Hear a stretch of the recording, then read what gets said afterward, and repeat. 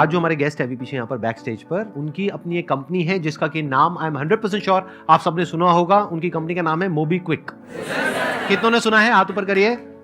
Please give an energetic and warm welcome to the founder of MobiKwik, mister Vipin.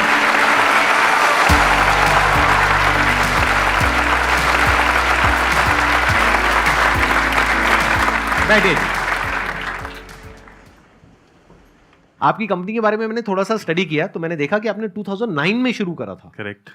और उस time पे तो बहुत ही कम ऐसी कंपनीज थी, या मेरे को नहीं लगता कि उस टाइम की बात है, उस समय कोई एप्स नहीं होती थी, एप्स भी नहीं थी, उस राइट? समय स्मार्टफोन्स भी नहीं थे इंडिया में। अच्छा, तो आपने वेबसाइट से शुरू किया था? हमने वेबसाइट से शुरू किया था मोबीक्विक।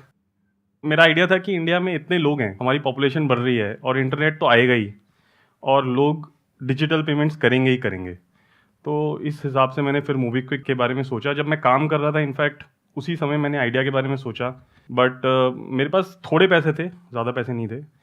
बट फिर मैंने सोचा कि एक ही लाइफ है तो कुछ थोड़े तो की क्या डेफिनेशन है? मतलब कितने पैसे थे जिससे आपने शुरू जितनी किया? मेरे प्रोविडेंट फंड इनके थोड़े भी आपके लिए बहुत ज्यादा होंगे, मैं इसलिए पूछ रहा हूँ। नहीं, सो आई थिंक कुछ 1-2 लाख होंगे। क्या बात कर रहे हो? हाँ। मतलब आपने IIT से कहीं पे जॉब करी? हाँ, मैंने जॉब और की, 7 मेरे साल पास तक करी, तो बहुत पैसा होगा आपके पास। मतलब बहुत सेविंग नहीं थी, मतलब हाँ। 2-3 लाख की सेविंग थी टोटल। मेरा घर भी था, मैं अपनी फैमिली का एल्डेस्ट हूँ, सो और मेरा बैकग्राउंड जो है उससे पहले वो हमारा काफ़ी टफ था। जब हम दिल्ली मूव हुए थे तो हम एक रूम के घर में रहते थे, मैं और हमारी फैमिली के 5 लोग। तो वहाँ से फिर IIT गया, क्योंकि ऐसा था कि पढ़ाई करोगे तो कुछ बन जाओगे। ये माँ बाप ने बोला था कि पढ़ोगे तो आगे फैमिली भी आगे बढ़ेगी, तुम भी आगे बढ़ोगे। तो वो फिर काफ़ी स्ट्रगल किया, कुछ साल काम किया, कुछ सेविंग्स किए, कुछ लाख सेविंग किए, बट इतनी सेविंग नहीं थी कि बिजनेस स्टार्ट कर सको। और आपका बिजनेस का बैकग्राउंड भी नहीं था? मेरा बिजनेस का बिल्कुल बैकग्राउंड नहीं था। मतलब आपके पेरेंट्स वगैरह और बिजनेस मेरे नहीं करते थे? अगर आप मेरे दोस्तों से पूछोगे, IIT के दोस्तों से पूछोगे या किसी से भी पूछोगे, तो वो बोलेंगे ये लड़का ये बिजनेस कैसे कर सके इसको। मतलब मेरी जो पर्सनैलिटी थी, मतलब I have always been a introvert. मैं हमेशा से इंट्रोवर्ट था, मुझे लोगों से बातें, मैं सिर्फ पढ़ाई करता था। तो इसलिए IIT गया। IIT में भी मैं अबव एवरेज था, बट मेरा कोई बहुत ज़्यादा सोशल सर्कल नहीं था, ना ही हाँ। मैं कोई एक्स्ट्रा कुरिकुलर एक्टिविटीज़ में कोई उसमें बहुत भी स्ट्रांग नहीं था। हाँ। अब ये I think I am an accidental entrepreneur. मैंने ये ज़्यादा नहीं सोचा कि इसमें बहुत ज़्यादा पैसे कैसे बनेंगे या क्या रेवेन्यू स्ट्रीम होगा, बट एक चीज़ क्लियर थी कि ये मार्केट बहुत बड़ी होने वाली है। तो उसी समय उस हिसाब से फिर मैंने सोचा कि यार एक वेबसाइट बनाते हैं, उस वेबसाइट में हम पेमेंट्स को आसान कर देंगे। एक वॉलेट बनाएंगे, वॉलेट में आप पैसे डालो, उन पैसों से आप अपना भी रिचार्ज करो, अपनी फैमिली का भी करो, ताकि आपको घर बैठे आपको वो सर्विस मिल जाए। अच्छा, तो ये आइडिया शुरू हुआ था मोबाइल रिचार्ज से? मोबाइल रिचार्ज से स्टार्ट हुआ था, बट हमने वॉलेट उसमें डाला था। हाँ। बट स्टार्ट वहां से हुआ था। और वॉलेट भी उस टाइम पे आई एम नॉट श्योर कितने होंगे इंडिया में, बहुत ही कम होंगे। वॉलेट, आपको मार्केट में टाइम करना बड़ा जरूरी है। तो मुझे लगता है कि हम मार्केट में अर्ली थे काफी, बिकॉज 2012-13 में you were ahead of time. So we were ahead of time. हाँ। तो इसलिए कुछ टाइम इनफैक्ट हमें स्ट्रगल भी करना पड़ा। इनफैक्ट पैसे तो थे नहीं, तो फंडिंग चाहिए थी। अब हमने घर से ही स्टार्ट किया था। इनफैक्ट मेरे पास कोई ऑफिस नहीं था, बिकॉज अच्छा, ऑफिस लेने के। और वेबसाइट कैसे बनाई आपने? खुद ही बनाई या किसी ने वेबसाइट हमने बनवाई? खुद बनाई, कुछ फ्रेंड्स के थ्रू बनवाई, मैंने खुद कोडिंग की है। तो क्या इसमें कोई चैलेंज नहीं आया आपको बहुत बड़ा? क्योंकि जब मोबाइल का आपने रिचार्ज किया तो मोबाइल कंपनी से तो टाइप करना पड़ेगा ना? मोबाइल कंपनी से टाई अप करने की बहुत कोशिश की, कुछ कंपनी से किया, कुछ कंपनी से नहीं किया, कुछ बाकी एग्रीगेटर्स के थ्रू किया कि कुछ लोगों के पास कनेक्शन थे तो वो थर्ड पार्टी से कनेक्ट करवाया, तो जाके खुद बिजनेस डेवलपमेंट किया। इनफैक्ट मैं करोल बाग में आता था, एक कंपनी के साथ टाई अप किया जिसके पास उन टेलीकॉम कंपनी तो आपने किसी मीडिएटर से टाई अप किया? पहले मैंने मीडिएटर से टाई अप किया, हाँ। बिकॉज अगर मैं एयरटेल या वोडाफोन के ऑफिस में जाता तो बोलते तुम कौन हो, राइट, वो बात ही नहीं करते। हाँ। बट आई थिंक वो एक लर्निंग थी कि स्टार्ट करना बड़ा जरूरी है। एक बार अगर आपने स्टार्ट किया और मार्केट में अपॉर्चुनिटी है और मार्केट साइज बड़ी है, तो फिर कुछ बन सकता है। तो आपने वेबसाइट तो बना ली, यहां तक तो समझ आता है, because you are from the tech background, लेकिन उसको मार्केट कैसे किया? मैं टेक बैकग्राउंड से हूँ, मुझे मार्केटिंग का कुछ नहीं। मेरा ये आइडिया था कि मैं वेबसाइट बनाऊंगा तो कस्टमर आ जाएंगे अपने आप। और ऐसा होता नहीं है क्योंकि दुनिया में करोड़ों अरबों वेबसाइट्स है। तो SEO was our first weapon. अच्छा। And it was obviously very cheap. SEO में एक बार बता देता हूं अगर किसी को नहीं पता है, तो SEO mean search engine optimisation. तो सर्च इंजन ऑप्टिमाइजेशन में हमने इन्वेस्ट किया कि हम उसमें रैंक करें, फर्स्ट पेज पे रैंक करें पहले, तो उसके बाद टॉप 5 में रैंक करें, टॉप 3 में रैंक करें। तो वो हमने एक्चुअली अचीव किया।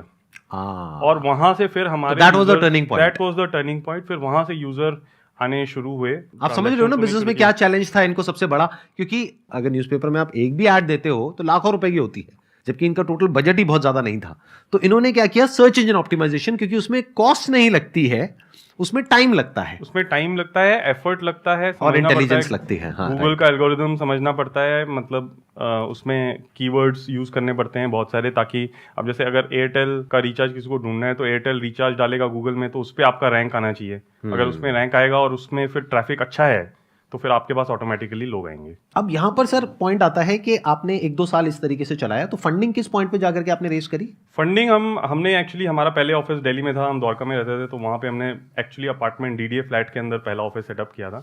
और वहाँ पे इनफैक्ट हमारे 2 ऑफिसेस थे, तो हमने मतलब साइड बाय साइड 2 घर थे, तो हमने उनको बोला टावर ए टावर बी।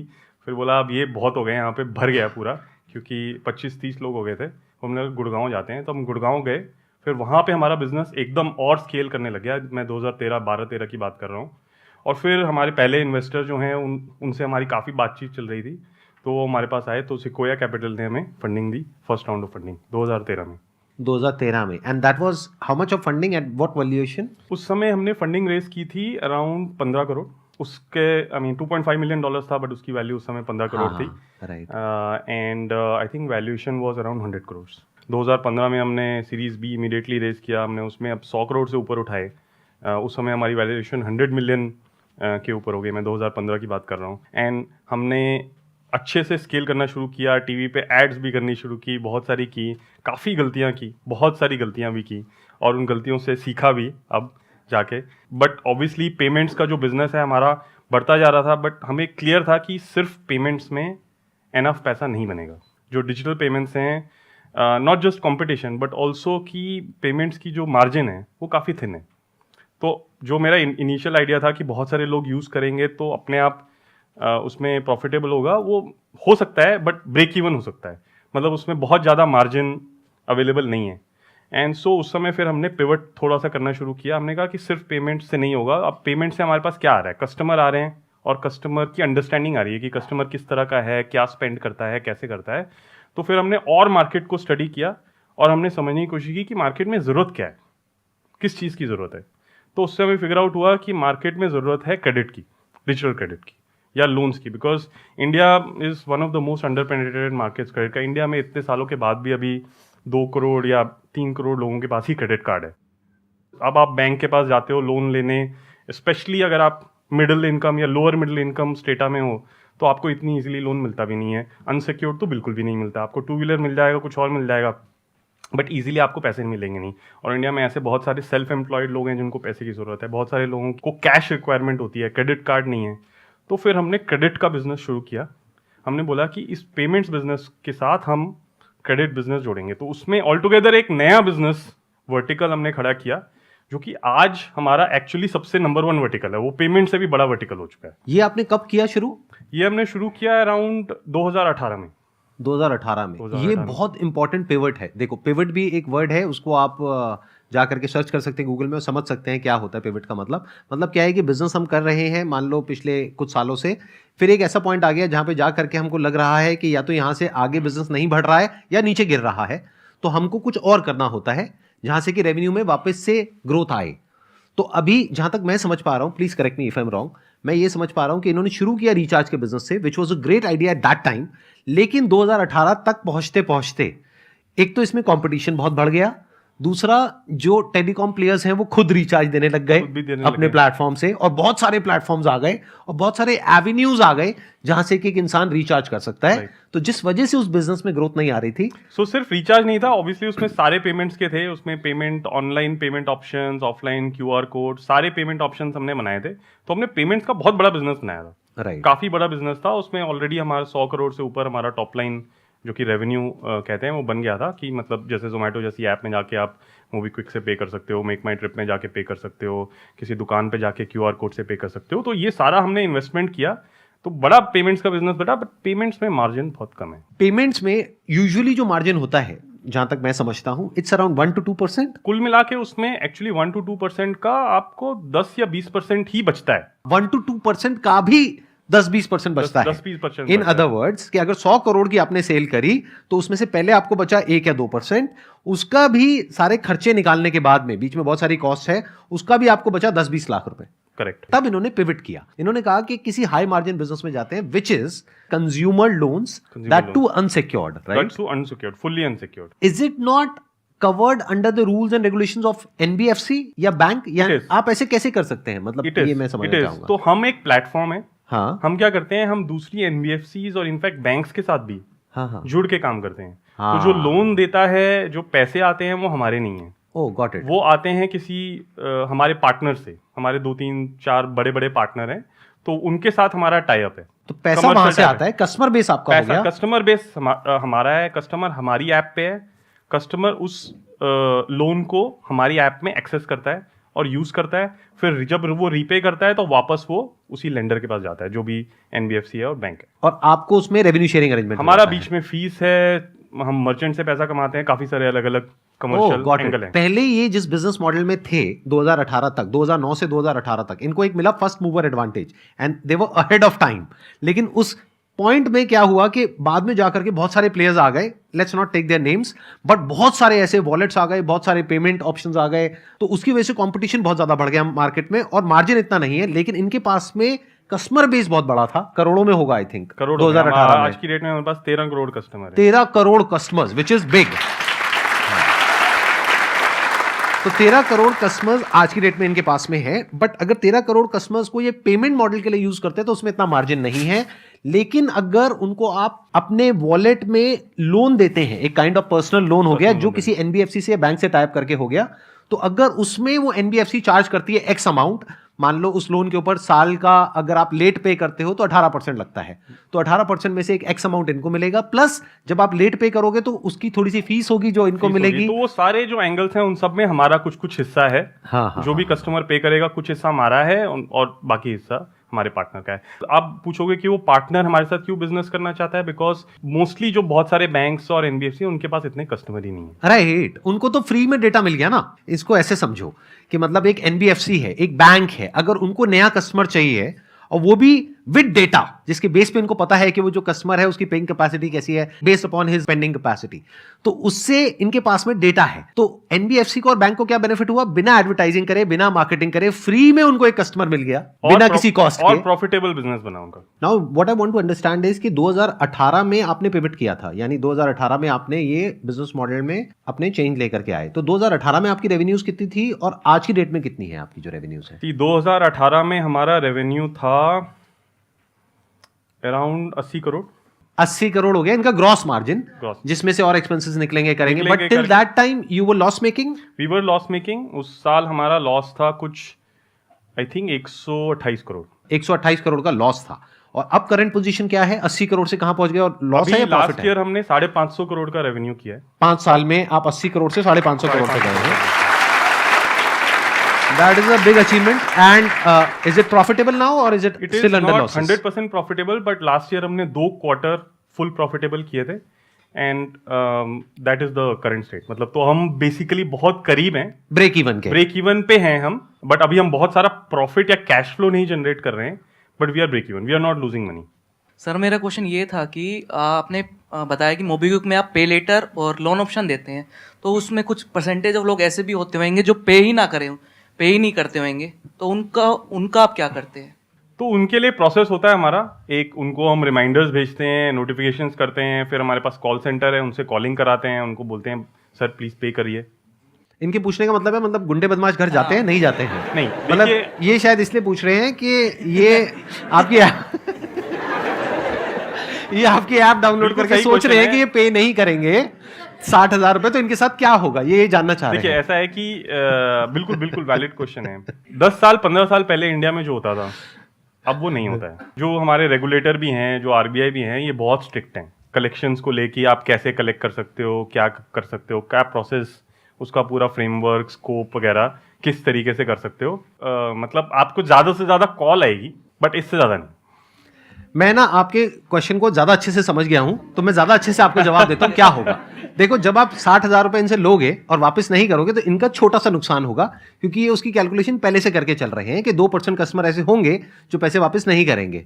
लेकिन आपका बहुत बड़ा नुकसान होगा क्योंकि आपकी जो क्रेडिट रेटिंग है करेक्ट। वो खराब हो जाएगी। फिर कल को फ्यूचर में आप कहीं भी जाओगे लोन लेने के लिए, चाहे गाड़ी के लिए, चाहे घर के लिए, चाहे बाइक के लिए या किसी भी चीज के लिए, तो आपको कोई भी लोन नहीं मतलब देगा। सिविल स्कोर खराब हो जाएगा। आपका स्कोर खराब हो जाएगा। एंड वही हम लोगों को समझाने की कोशिश करते हैं कि आप अपना पैसा वापस करिए इतने छोटे अमाउंट के लिए। आप अपना फ्यूचर, क्योंकि उसमें फिर ऐसा होता है कि 18 महीने, 24 महीने, 3 साल तक आपको कोई भी लोन नहीं देगा। हाँ, मतलब पूरी सिर्फ जिंदगी हमने- भर के लिए आपके ऊपर एक ब्लैक मार्क आ गया हमेशा के लिए, क्योंकि अब तो सबको डिजिटल है, तो वो आपके लिए अच्छा नहीं है। क्योंकि छोटा डिफॉल्ट करके हो सकता है बड़ी अपॉर्चुनिटी को मिस कर जाओ। कभी आपको फ्यूचर में 10 लाख की जरूरत होगी, तो वो कब मिलेगा? जब आप 50-50 हजार के छोटे छोटे लोन्स पे करोगे। अल्टीमेटली इसमें लोन पे करने में आपका फायदा है, मतलब इस तरीके से हमको समझना होगा। तो लोन पे करना होगा, मतलब मर्जी आपकी। सर ये पूछ रहे हैं कि लोन पे करना होगा या नहीं, मतलब आप क्या सजेस्ट करते हैं? हाँ, आपको करना चाहिए, बट इससे ज्यादा नहीं बोल पाऊंगा। Thank you sir. मतलब कोई आपके घर तो नहीं आएगा, लेकिन फ्यूचर में आपके लिए लोन मिलने की जो पॉसिबिलिटी है वो क्लोज हो जाएगी। तो वो आपको डिसीजन लेना है कि एक शॉर्ट टर्म गेन के लिए क्या लॉन्ग टर्म में अपनी पूरी लाइफ को खराब करना है, इन द सेंस कि अपनी क्रेडिट रेटिंग को खराब करना है, या फिर शॉर्ट टर्म के बारे में नहीं सोचना है, लॉन्ग टर्म के बारे में सोचना है। तो वो आपके ऊपर है कि आपकी विजन शॉर्ट टर्म है, लॉन्ग टर्म है। हर तरह के लोग होते हैं, जैसे इनकी कैलकुलेशन के हिसाब से लगाया जाए तो 2-3% लोग ऐसे रहेंगे हमेशा जो लेंगे लोन और वापस नहीं करेंगे, बट वो इन्होंने ऑलरेडी फैक्टर इन किया हुआ है। सर मेरा क्वेश्चन ये था कि आपने बोला, मतलब स्टार्टिंग में जो आपने डेटा कलेक्ट किया वो उस बेसिस पे होगा कि यूजर्स कितना मतलब एक्टिव है आपकी उस पे, कैसे आप मतलब एनालाइज करते हैं कि कितना Right. पर्टिकुलर अमाउंट दिया जाएगा हर बंदे को? बहुत अच्छा question क्वेश्चन है, है, बहुत हाँ। अच्छा सवाल है। देखिए, मैंने जो आपको बताया था वो बहुत ही एक सिंपल एक्सप्लेनेशन था। एक्चुअली इसके पीछे ये एक चीज़ है जो स्टैटिक नहीं है, ये इवॉल्व हो रही है। और बिकॉज हमारी भी अंडरस्टैंडिंग इवॉल्व हो रही है, तो हमें आपके बारे में पता है कि आपने कौन सा फ़ोन यूज़ किया, उस फ़ोन का प्राइस क्या है, आप किस लोकेशन में ये यूज़ कर रहे हो, आप कितना फ्रीक्वेंटली यूज़ करते हो, क्या तरह की ट्रांजेक्शन्स करते हो, कितना पैसा स्पेंड करते हो, क्या आपके पास क्रेडिट कार्ड है या नहीं है, अगर आपके पास बैंक अकाउंट है तो कौन सा बैंक अकाउंट है। ठीक है, अभी हम आपसे बैंक स्टेटमेंट नहीं लेते हैं, बट फ्यूचर में हम बैंक स्टेटमेंट भी शायद मांगेंगे, जब डिजिटली आप अकाउंट एग्रीगेटर के थ्रू, एक OTP के थ्रू आप अपनी बैंक स्टेटमेंट भी प्रोवाइड कर सकते हो। प्लस हम सिबिल स्कोर भी चेक करते हैं। बट इंडिया में प्रॉब्लम है कि बहुत सारे लोगों के पास सिबिल स्कोर होता ही नहीं है। होगा ही नहीं, राइट। उसके अंदर स्कोर ही नहीं है। ये एक बहुत बड़ी प्रॉब्लम है, जहाँ पे हमारा डेटा बहुत कामयाब है। तो हमारा डेटा उसमें हेल्प करता है समझने के लिए कि आप अच्छे कस्टमर हो या नहीं। फिर उसके पीछे हमारे डेटा साइंटिस्ट लगे हैं जो कि उसको मॉडल करते हैं।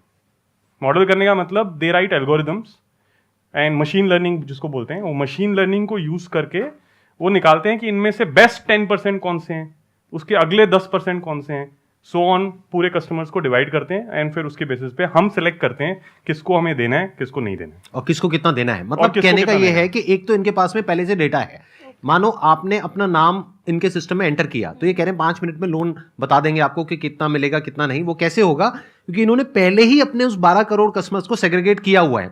वो किसने किया हुआ है? किसी इंसान ने बैठ करके नहीं किया हुआ है, मशीन ने किया हुआ है। उसको मशीन लर्निंग बोलते हैं।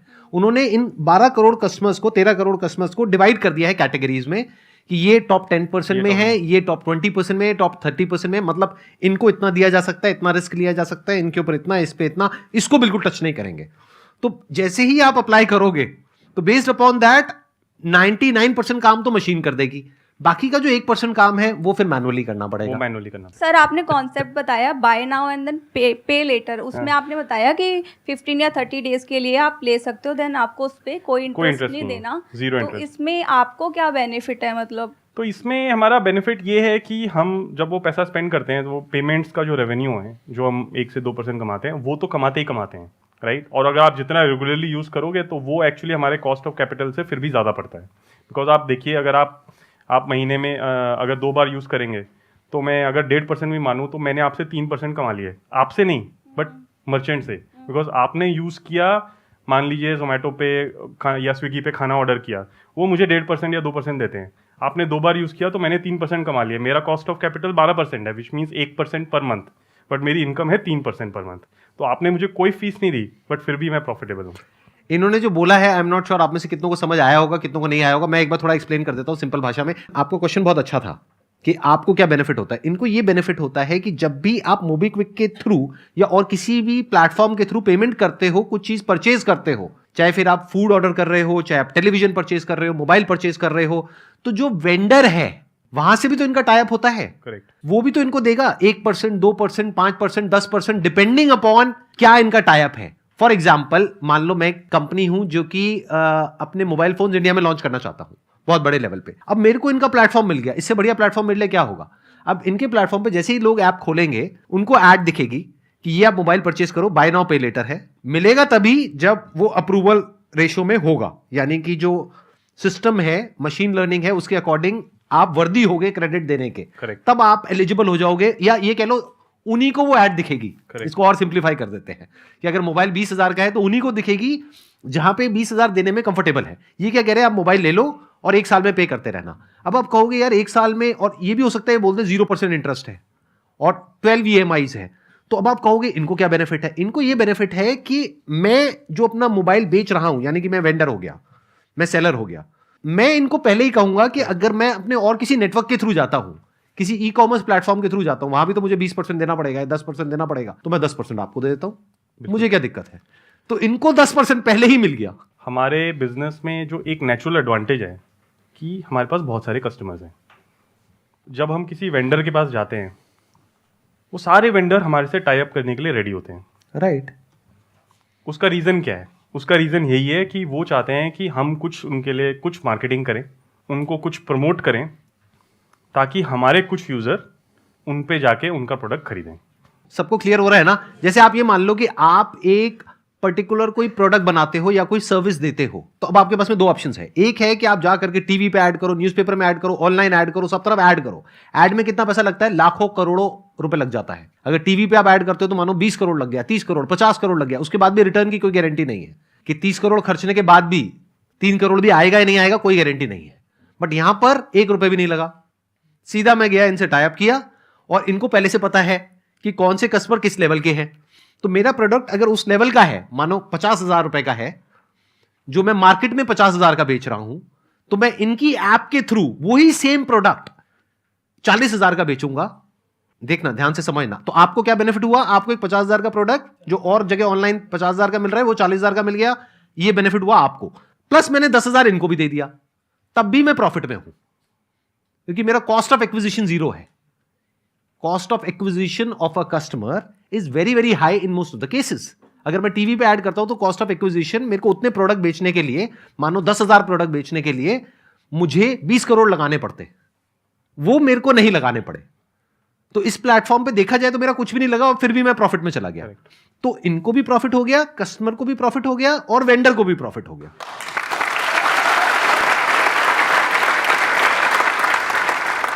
आपके शो में आके बहुत अच्छा लगा। मतलब मैंने आपके बारे में भी पढ़ा, आपने बहुत कमाल का काम किया है। So applause for sir. Thank you so much.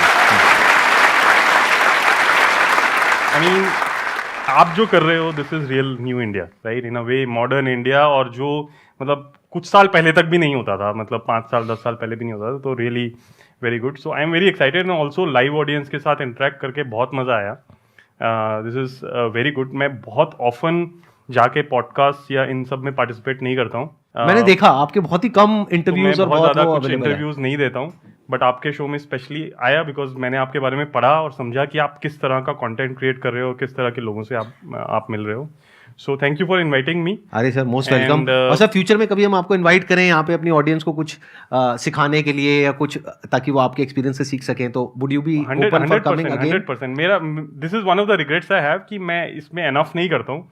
तो आई हैव, मतलब मेरे पास हैं थॉट्स, काफ़ी सारी इंसाइट्स हैं, कुछ मैं लिंक्डइन या दूसरे चैनल्स में शेयर करता हूँ, but this is really amazing to interact with live audience. इस जैसा कोई एक्सपीरियंस नहीं है। Great sir, great. Thank you so much sir यहाँ पर आने के लिए, और मेरा पर्सनली बहुत अच्छा एक्सपीरियंस रहा आपके साथ, बहुत कुछ सीखने को मिला। Big round of applause for him.